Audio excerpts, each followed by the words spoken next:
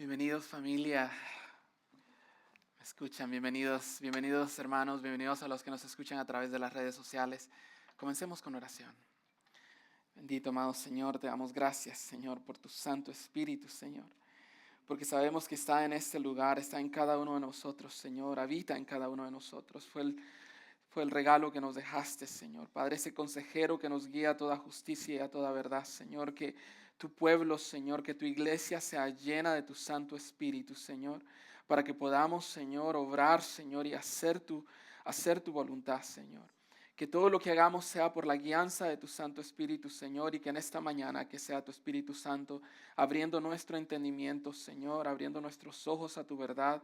Abriendo nuestros oídos, Señor, Padre, que nuestros sentidos estén alertas, Señor, a tu palabra y que podamos, Señor, tener un corazón receptivo para recibirla, Señor. Padre, quita toda distracción de nuestra mente, todo problema, toda aflicción, Señor. Permítenos centrarnos en tu palabra y que tu palabra sea reformando nuestra mente, Señor, transformando nuestro corazón.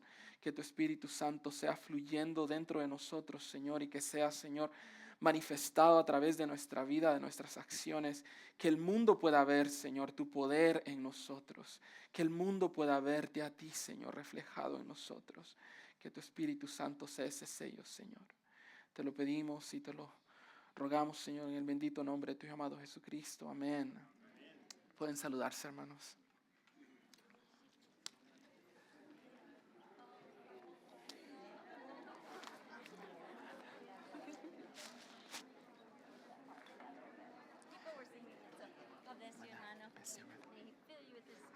May the Lord.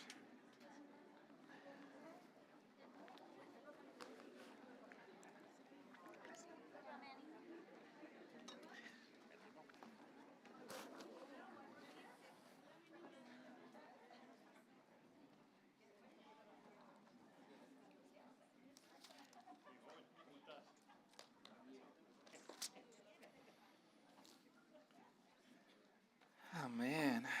Gloria a Dios. ¿Cómo se encuentran esta mañana, hermanos? Bien poquitos llegaron bendecidos. ¿Cómo se encuentran esta mañana, hermanos? Ok. Y eso nos acompañaron como 3 el día de hoy. Gloria a Dios. El tema de hoy que tenemos, hermanos, continuamos en el estudio vamos a continuar en el estudio de Juan y vamos a estar leyendo el versículo 35 al 44. ¿Es correcto? ¿O es 37 al 44? 37 al 44. 37 al 44. Tenemos 7 versículos el día de hoy y quisiera que abrieran su Biblia ahí y comencemos a leer esa porción de la palabra y luego comencemos a desglosarla una a la vez. Amén. Dice la palabra de Dios ahí, capítulo 7, versículo 37. Dice, en el último y gran día de la fiesta Jesús se puso en pie y alzó su voz diciendo, el que cree en mí, como dice la escritura, de su interior correrán ríos de agua viva. Esto dijo del Espíritu que habían de recibir los creyentes, los que creyesen, en él. Pues aún no había venido el Espíritu Santo porque Jesús no había sido aún glorificado. Entonces algunos de la multitud oyendo estas palabras decían, ¿verdaderamente este es el profeta? Otros decían, este es el Cristo. Pero algunos decían, ¿de Galilea ha de venir el Cristo? ¿No dice la Escritura que del linaje de David y de la aldea de Belén, donde era David, ha de venir el Cristo? Hubo entonces disensión entre la gente a causa de él, y algunos de ellos querían prenderle, pero ninguno le echó mano. 7 versículos. Y con los ojos de su amado hermanos, ya los años me están pegando. Pero podemos ver en 7 versículos que el Señor nos da mucho de ello. Si recuerdan la semana pasada que damos esta discusión, esta interacción que tenía Jesús con los judíos, con los religiosos de su tiempo. Y si usted lee el Evangelio de Juan, es constante, es continuo. Jesús diciéndole la verdad a un montón de hombres religiosos. Pero en este versículo hay algo un poco más diferente. Y si vienes siguiendo el estudio, nuestro hermano David, cuando comenzó el capítulo, nos dio un poquito de trasfondo en esto. Míralo cómo empieza el versículo 37. Me gusta porque Juan se da la tarea de darnos detalles cuando está narrando la historia. Y comienza en el versículo 37, Juan dice, en el último y gran día de la fiesta. ¿Por qué se da la tarea? Nos da ese pequeño detalle, nos dice que esta conversación, lo que ocurrió en este pasaje, en esta porción, ocurrió en el último y gran día de la fiesta. ¿Sí recuerdan cuál era la fiesta? Para aquellos que estaban poniendo atención. No estaba poniendo atención, ¿verdad? Cuando comenzamos en el versículo 30, en el capítulo 7, versículo 1, dice que se estaba refiriendo a la fiesta de los tabernáculos. ¿Sí recuerdan? A la fiesta de los tabernáculos. ¿Y qué es la fiesta de los tabernáculos? Nuestro hermano David nos llevó a través de ello. Estos fueron durante los 40 años que el pueblo de Israel se movió, fue liberado de Egipto en el camino hacia Canaán. Durante esos 40 años el pueblo de Israel vivió en tiendas, en campañas. Sí campa usted, hermano. ¿Le gusta acampar? Bueno, literalmente así vivían ellos. Levantaban una sábana, la ponían y dormían delante de ellos. La palabra de Dios nos dice en Éxodo que durante 40 años hicieron esto. Y el tabernáculo era construido en el centro de las 12 tribus y las 12 tribus eran alrededor del tabernáculo. Durante estos 40 años ellos vivieron de forma como nómadas. La fiesta de los tabernáculos era para recordar el tiempo que Dios estuvo con ellos durante esos 40 años del desierto, para recordar cómo vivieron sus antepasados, y lo que hacían era que construían chozas fuera de sus casas y se movían a vivir durante el periodo de 8 días. La fiesta de los tabernáculos duraba 8 días. Cuando Juan se refiere al último y gran día de la fiesta, se está refiriendo al octavo día. Se está refiriendo al octavo día y cada día los judíos hacían ceremonias y rituales, y una de las ceremonias que se llevaba a cabo, que era muy importante, era que los judíos iban y tomaban agua de la fuente de Siloé y la cargaban hasta el altar y la regaban sobre el altar. Esto es importante, les digo por qué, más adelante lo vamos a ver. Pero nos dice que en este último gran día, cuando estaban recordando el tiempo que pasaron en Jerusalén, la agua que les dio el Señor a través de la piedra de Oreb que se quebró, que el Señor le dijo a Moisés que golpeara la piedra de Oreb allá en capítulo 17 de Éxodos, nos dice que en ese último gran día que estaban recordando ese tiempo, el agua y la provisión que Dios les dio, su presencia en medio del pueblo de Israel, mientras los acompañaba con una columna de fuego en la noche y una nube durante el día, el Señor se para. Mire lo que dice el versículo, la siguiente parte del versículo, dice: Jesús se puso en pies y alzó la voz. En el último y gran día, cuando todos los judíos tienen su mirada enfocada en los ritos y ceremonias para recordar sus antepasados, quiero que me siga en esto. En ese último día, dice que Jesús está en medio de la multitud, se para y alza su voz. Esto era completamente inusual para los rabinos judíos. Esto no es una actitud normal para los rabinos judíos. La actitud de Jesús demuestra autoridad, urgencia y poder. Él se levanta en medio de todos los religiosos y alza su voz con una postura que no era inusual de un rabino. Jesús interrumpe el ritual del cargamiento del agua de los judíos mientras cargan el agua de la fuente de Siloé hasta el altar. Jesús los ve venir, se para y les dice lo siguiente. Miren lo que dice: si alguno tiene sed, venga a mí y beba. ¿Sabe qué les dijo Jesús en ese momento, hermanos? Les dijo: el ritual, la ceremonia que estás llevando a cabo apunta hacia mí, les dijo Cristo. Eso que estás recordando, el agua que cargas, apunta hacia mí. Es solamente una sombra de lo que habrá de venir. La verdadera agua viva, la que da vida eterna, está en medio de ti, les está diciendo Jesús. Yo soy el agua viva, les dice Cristo. ¿Por qué pierden el tiempo en rituales cuando la agua viva misma, la vida eterna, estaba en medio de ellos. Y el Señor se para dejárselo saber. ¿Qué invitación más poderosa? Les dice, si alguno tiene sed, venga a mí y beba. ¿Cuántos tienen sed?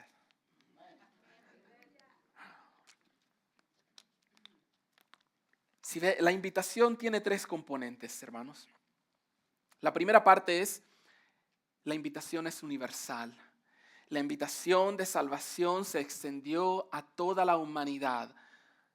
Todo aquel que cree en Jesucristo puede beber de esta agua y tener vida eterna. No hay excepción. Esta invitación es para todos, hombres, mujeres, jóvenes, viejos, ricos, pobres, judíos, gentiles. Todos tienen acceso, solamente tienen que creer. Esa es la única condición. No, hay una condición más y ese es el segundo elemento. La condición es que tienes que tener sed. Escucha lo que dice. Si alguno tiene sed. Y la sed de la que está hablando Juan aquí no es una sed física, sino una sed espiritual. Es ese vacío, esa insatisfacción que tenemos en nuestro corazón que no puede ser llenado con el mundo. Otra vez. La sed de la que habla aquí Juan, o la que habla nuestro Señor Jesucristo en este caso, no es una sed física, sino una sed espiritual. Es una sed, es un vacío en el alma que no puede ser llenado con nada. No importa con que quieras llenarlo, no puede ser llenado con absolutamente nada. ¿Cuántas veces, hermanos, aquellos que estuvimos en la otra vida, verdad? Sí, Dios nos dio una nueva vida cuando venimos a Él.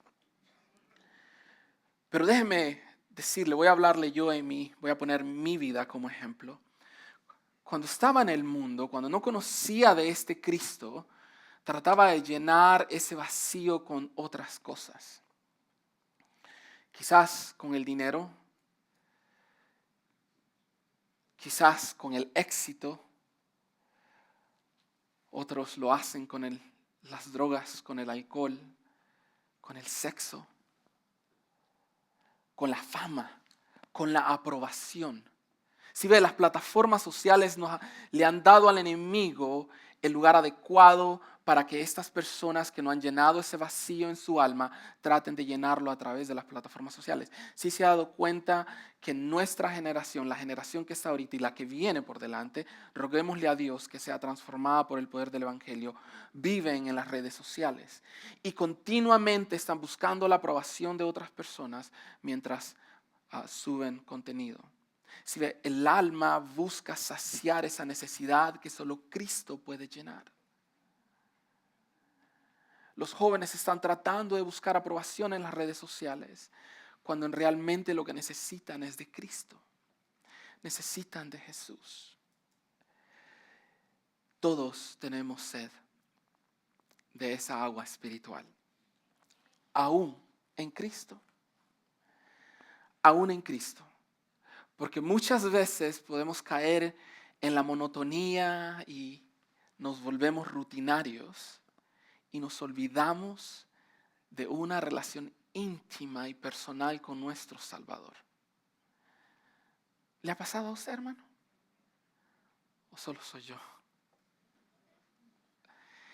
Donde caemos en la rutina tan fácilmente y dejamos que nuestra fuente se empiece a secar. Y no nos llenamos de esta agua espiritual. Deberíamos declamar, como dice el salmista allá en el capítulo 42, versículo 1 y 2. Dice, como el siervo anhela las corrientes de agua, así suspira por ti, oh Dios, alma mía. Mi alma tiene sed de Dios, del Dios viviente. ¿Cuándo vendré y me presentaré delante de Dios? Como anhela el salmista estar delante de la presencia de su Salvador. ¿No anhela estar delante de Él? Hermanos,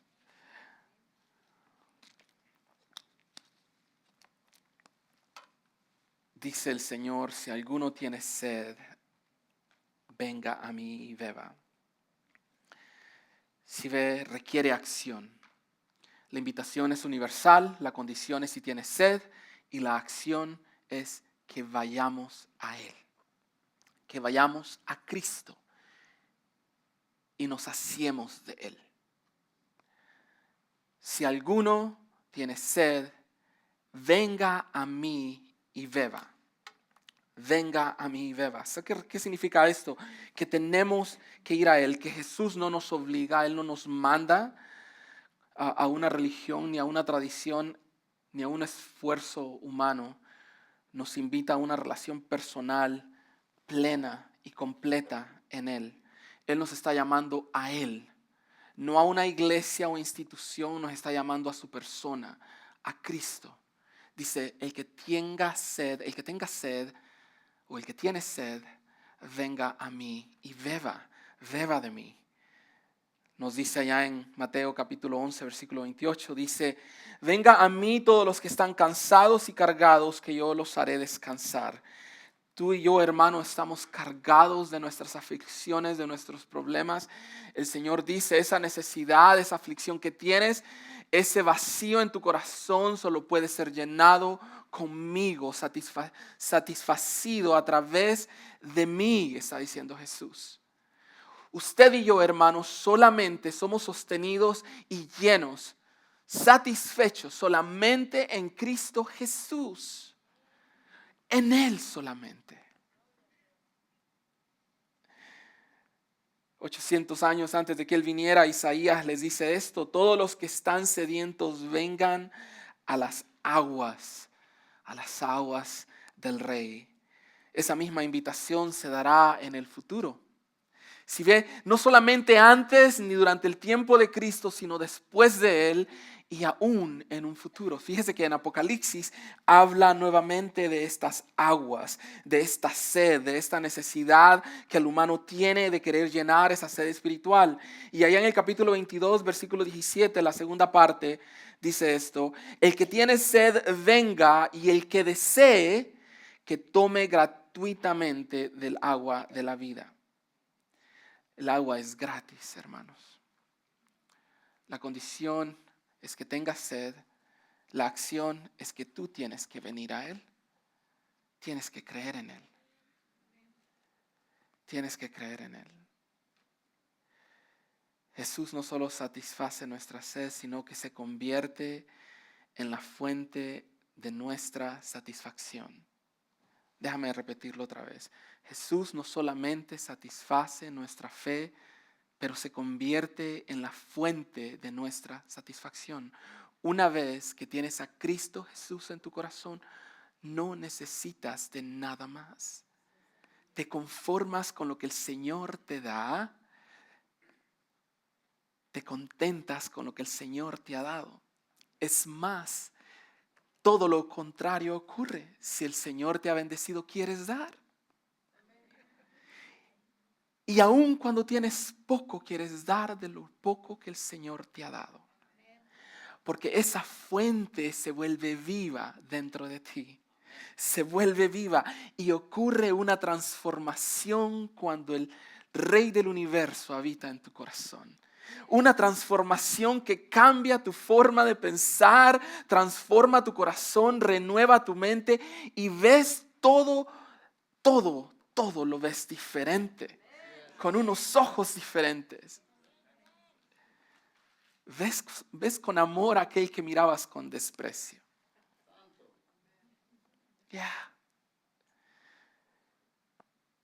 Ves con compasión a aquel que quizás te causaba enojo en un momento. Aprendes a amar a aquellos que no tolerabas. A mí es una transformación increíble, porque empieza a fluir desde tu interior el amor, el gozo que solo puede estar en Cristo Jesús. No hay nada más, hermano, déjame decirte. No hay nada más. Es una promesa que Él da, y eso lo dice en el versículo 38. Escucha cómo lo dice. El que cree en mí, como dice la Escritura, de su interior correrán ríos de agua viva. Imagínate por un momento, dice que el que cree en Él, de su interior correrán ríos de agua viva. ¿Has visto un río correr, hermano? cómo fluye su agua limpia, el sonido. Esto es hermoso. El Señor utiliza cosas simples para ilustrar estos temas complejos. Dice que de nuestro interior correrán estos ríos. Él dice que no solamente promete saciar nuestra sed, sino que nos convirtamos en manantiales para bendecir a otros. Si ves, los ríos corren y alimentan otros ríos, alimentan los océanos. Dice que tú y yo nos convertimos en ríos de agua viva para saciar a otros. Que de nuestro interior deben de fluir ríos de agua viva para que seamos bendición para otros. Tú y yo debemos de ser ríos que están continuamente fluyendo y bendiciendo a otros. O nos hemos vuelto en riachuelos secos.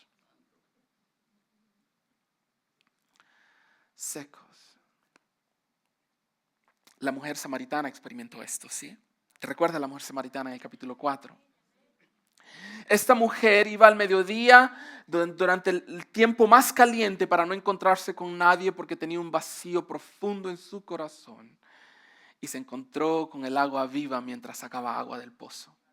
¿Y qué pasó cuando esa agua llenó su corazón? ¿Recuerdan qué pasó? Esa mujer volvió a la ciudad fluyendo con ríos de agua viva y dice la palabra de Dios que la ciudad entera fue alcanzada por el evangelio.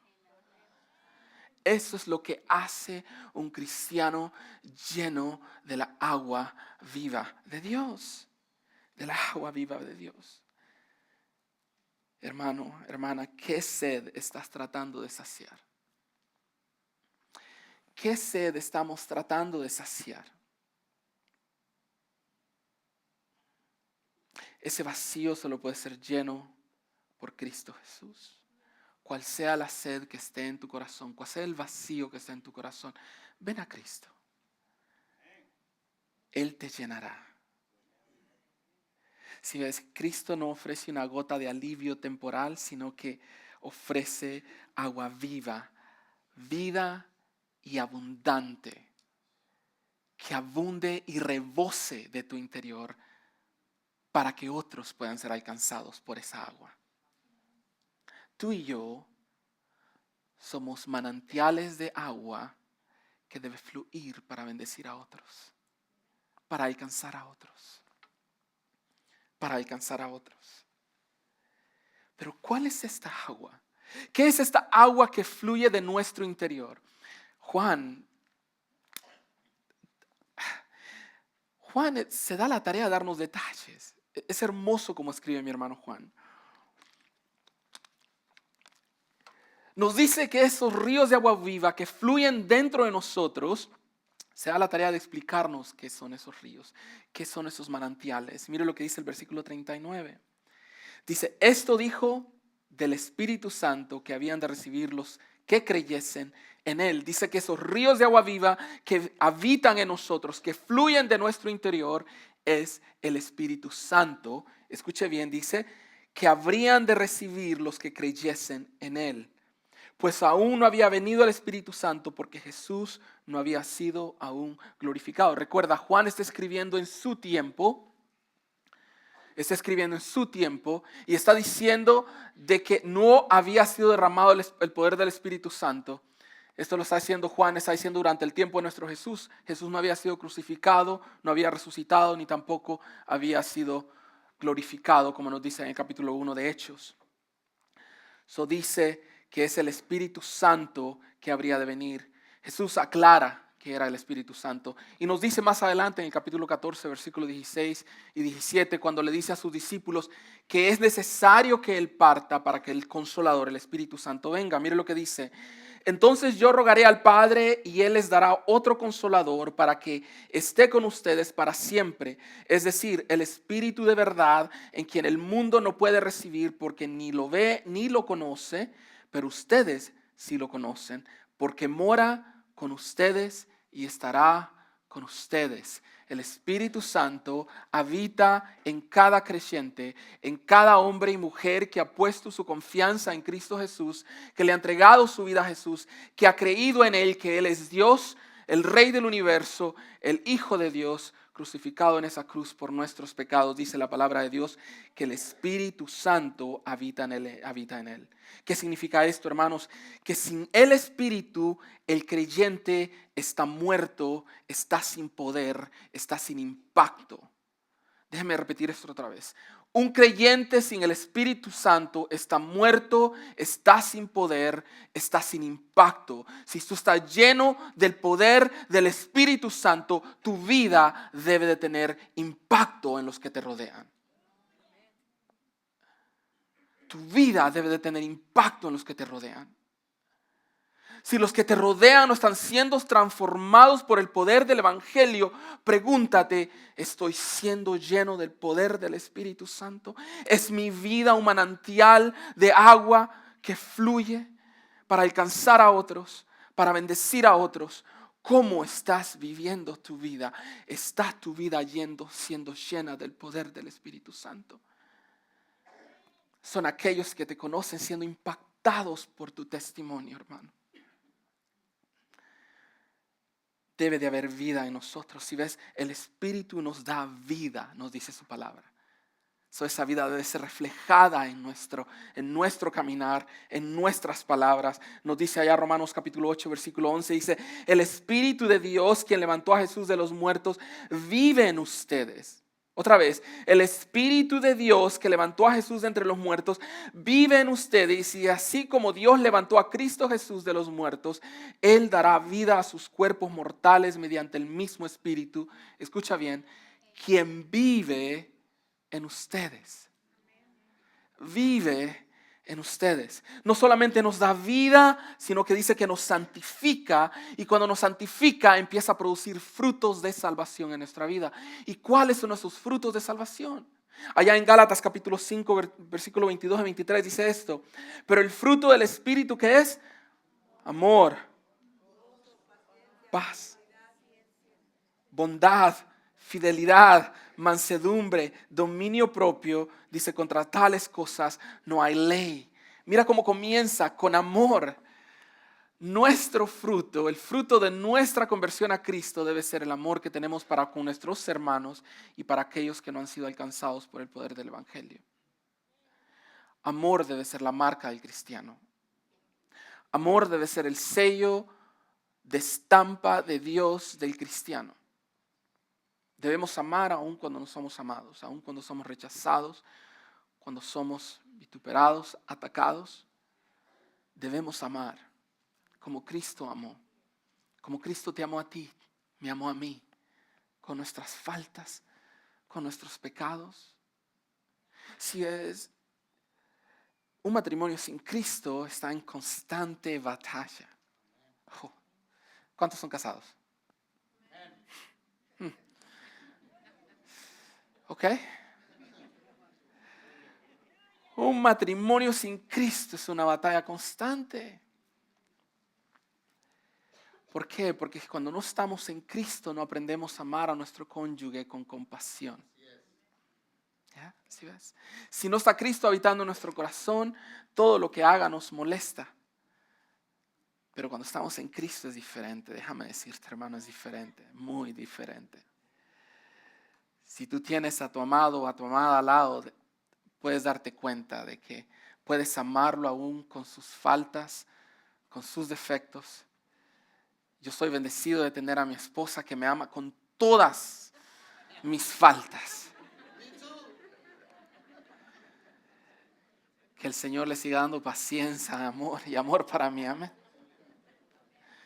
Que le siga dando compasión para con este siervo, pero solamente con Cristo en nuestro corazón es que podemos amar de tal manera. Separados de Él no podemos, hermanos. Amén. Es solo con Cristo. Es solo con Cristo. Si ves, el Espíritu de Dios no solamente te da vida, te transforma, te da nuevos frutos de salvación, pero ¿sabes qué hace más el Espíritu Santo? Te impulsa a proclamar su evangelio. Un creyente lleno del Espíritu Santo no puede quedarse callado, tiene que hablar. Tiene que proclamar el evangelio. Es imposible que tengas ríos de agua viva fluyendo dentro de tu corazón y no quieras compartirlos con alguien más. No sé cómo es contigo, pero yo no me puedo quedar callado.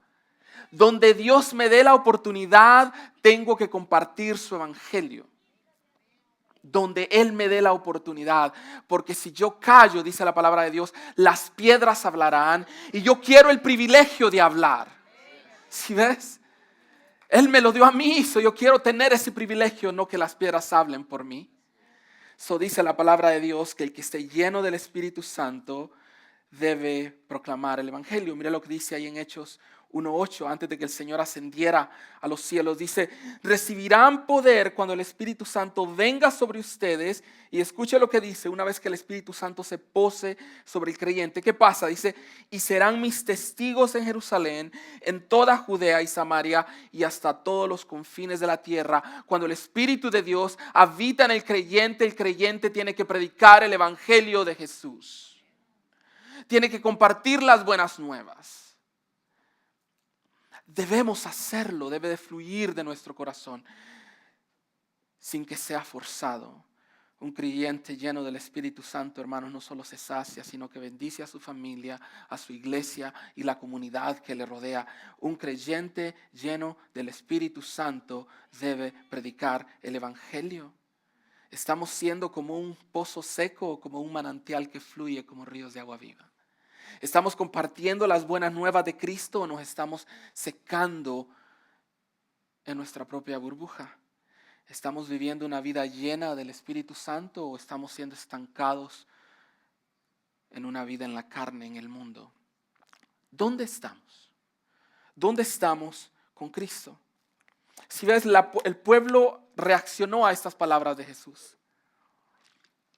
Del versículo 37 al 39 el Señor les ofrece esta hermosa invitación, que vengan a Él, que beban de Él, que crean en Él. ¿Y cómo reacciona el pueblo, la multitud que estaba alrededor de Él? Mira lo que dice el versículo 40 al 43. Veamos la reacción de la multitud. Dice, entonces algunos de la multitud oyendo estas palabras decían, verdaderamente este es el profeta. Y otros decían, este es el Cristo. Pero algunos decían, ¿de Galilea ha de venir el Cristo? ¿No dice la Escritura que del linaje de David y de la aldea de Belén, de donde era David, ha de venir el Cristo? Hubo entonces disensión entre la gente a causa de él, y algunos de ellos querían prenderle, pero ninguno echó mano.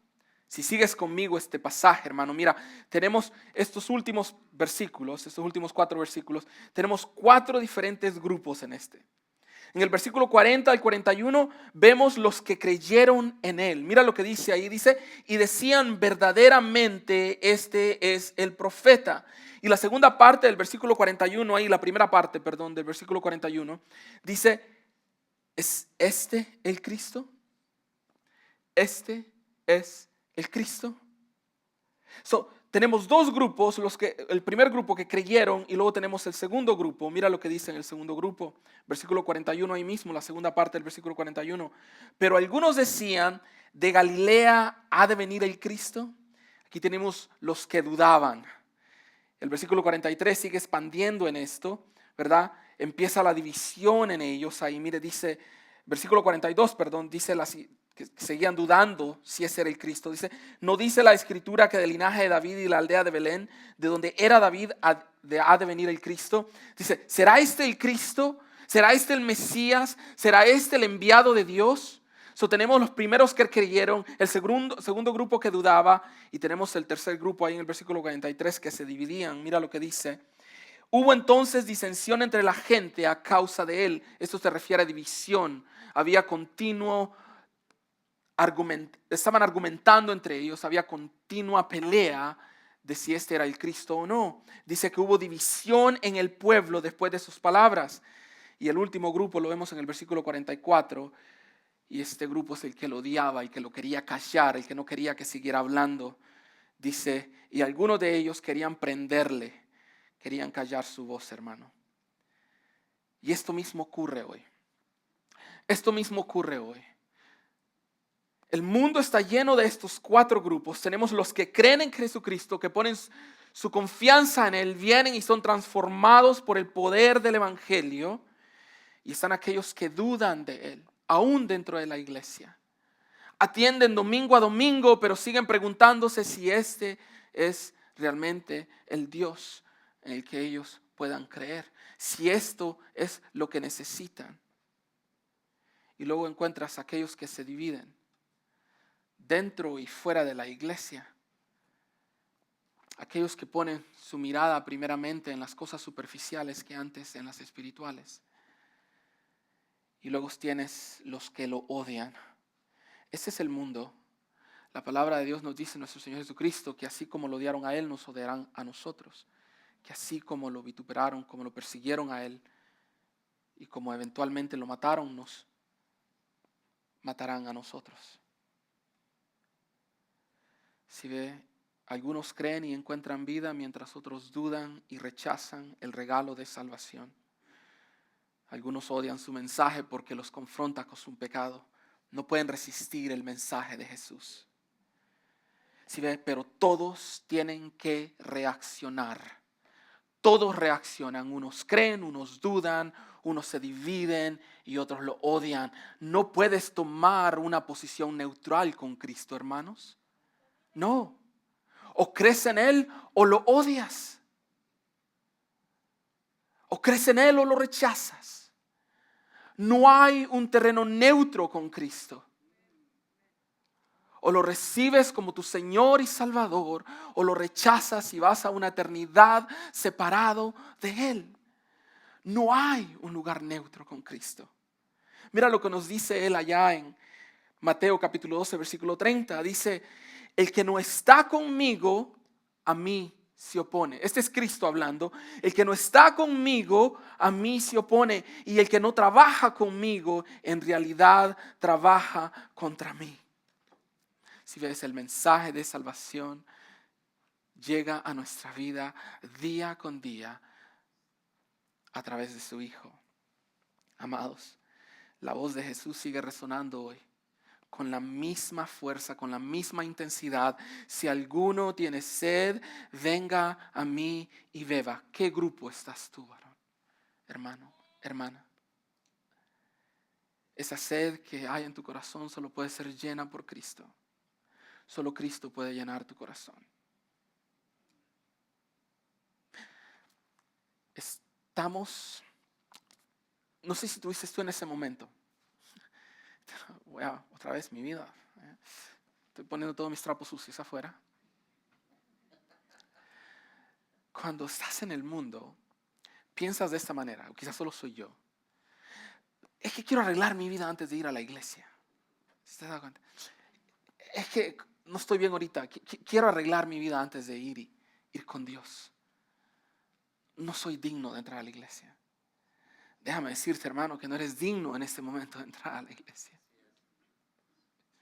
No esperes a limpiar tu vida porque tú no puedes.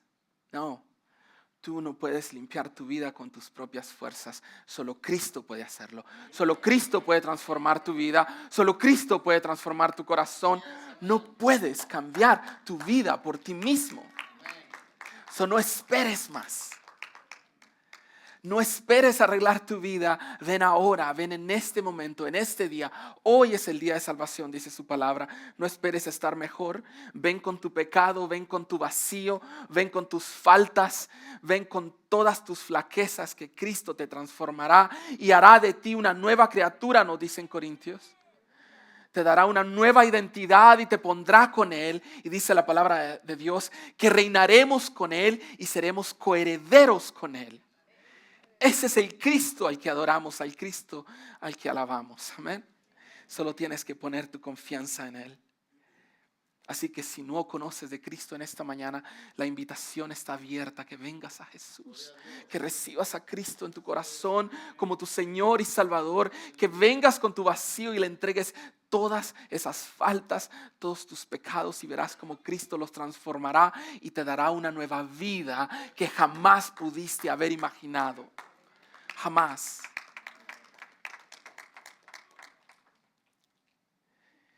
Pero si conoces ya de Cristo, recuerda que el propósito no es solo de que estés saciado con esa agua viva, pero que seas un manantial que fluya como ríos de agua viva. Que el Espíritu Santo haga fluir en nosotros ríos de agua viva para alcanzar a los que nos rodean. Que tú y yo seamos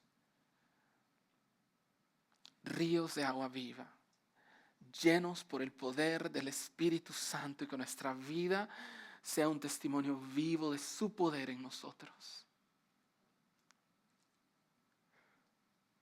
Que paremos de jugar a la iglesia por un momento y vivamos una vida real en Cristo Jesús. Una vida real en Cristo Jesús. El tiempo se acorta, hermano, y la venida de Cristo está muy cerca. Tú y yo se nos ha dado el privilegio de llevar su evangelio. Que nuestra vida sea ese testimonio. Y que podamos vivir una vida de tal forma que los que nos observan puedan ser alcanzados por él. Amén. Inclina tu rostro, hermano. Señor Padre, venimos delante de tu presencia, Señor. Rogando, Señor, que seas tú, Señor, compungiendo nuestro corazón y dejándonos ver, Señor, que solo en ti tenemos vida, que solo en ti hay agua viva, Señor. Padre, mientras estamos con nuestra cabeza hacia abajo, nuestra cabeza inclinada y nuestros ojos cerrados, queremos abrir esta invitación de salvación para aquellos que aún no conocen de Jesucristo. Si tú estás aquí en este momento, levanta tu mano. Si quieres recibir a Jesús como tu Señor y Salvador, que puedas venir hoy a Jesús. Gloria a Dios. Si estás en este lugar y estás viviendo una vida como un riachuelo seco, como un pozo seco, y sientes que no has sido lleno del poder del Espíritu Santo, que esta mañana puedas ser lleno del poder del Espíritu Santo, que tu corazón esté sensible a su palabra y que puedas decir: Señor, lléname en esta mañana de tu poder. Lléname de tu Espíritu Santo, que pueda ser testimonio vivo a aquellos que me rodean. Señor, llénanos de tu Espíritu. Padre, obra en cada corazón, Señor. Que tu palabra sea recordándoles el sacrificio que hiciste tú en la cruz por nosotros, Señor.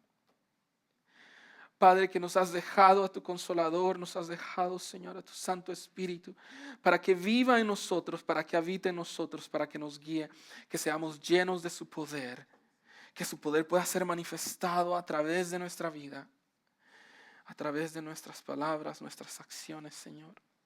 Padre, que nuestra vida sea llena de tu poder, de tal manera que los que nos rodean puedan ver la transformación que has hecho en nosotros. Padre, no nos permitas continuar de la misma manera, Señor. No nos permitas continuar como cuando estábamos en el mundo, que nuestra vida sea un sello de cambio para aquellos que nos conocieron, Señor. No nos permitas seguir viviendo de esa misma manera. Padre, transforma nuestro corazón. Transforma nuestra mente, Señor.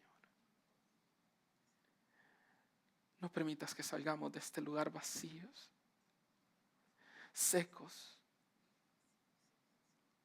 cuando tu Espíritu Santo habita en nosotros, Señor. Llénanos de tu poder, llénanos de tu Espíritu Santo y que salgamos de este lugar transformados, Señor. Animados a predicar tu evangelio, animados a llevar las buenas nuevas, animados a vivir una vida que refleje tu amor, que refleje a Cristo, Señor. Y mediante en esta mañana tomamos, Señor, la Santa Cena, Señor. Participamos de este proceso de comunión para recordar tu muerte en la cruz del Calvario, Señor. Para recordar que tú fuiste el que moriste por nosotros en esa cruz. Que en esta mañana tengamos ese recordatorio vivo, Señor, en nuestra mente y en nuestro corazón, que hace más de 2000 años tú moriste por nosotros, por nuestros pecados, Señor. Y que tú pagaste por nuestra deuda en esa cruz, Señor. Y que podemos venir confiados delante del trono de tu gracia, confiados porque tú ya pagaste por esa deuda. Glorifícate en tu pueblo, Señor. Prepara cada corazón para recibir, Señor, en esta mañana, Señor, esta hermosa comunión, Señor. Que nuestro corazón esté preparado para recibirte.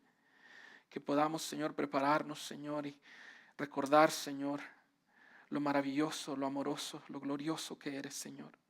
Que podamos recordar tus sacrificios, Señor. En el nombre de Jesús. Amén. Dios les bendiga, hermanos. Vamos a tomar la comunión.